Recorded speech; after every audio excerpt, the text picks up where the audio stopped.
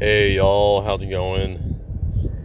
So in this video today, I want to talk about how I've progressed again in my journey of living free from pornography and living free from masturbation.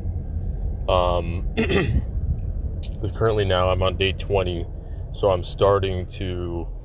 on day 20 of NoFap, in other words, right? So I'm starting to make actual progress again, right? From that plague of pornography and masturbation. I just want to share some thoughts on what would have been the main factors that have led me to progressing again and starting to make progress. And that's that, first thing, the first main thing is just my understanding,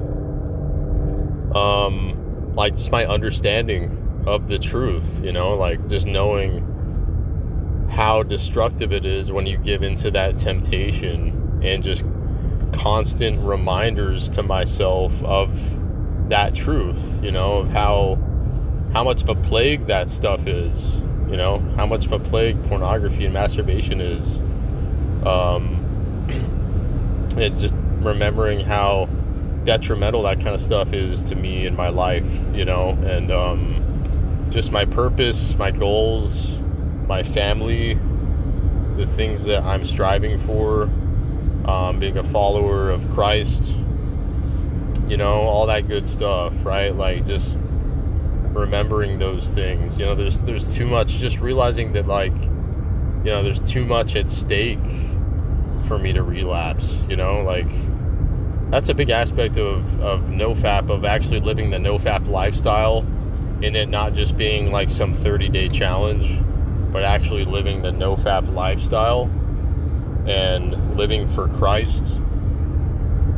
Is you have to have that purpose. You have to have those powerful reasons why,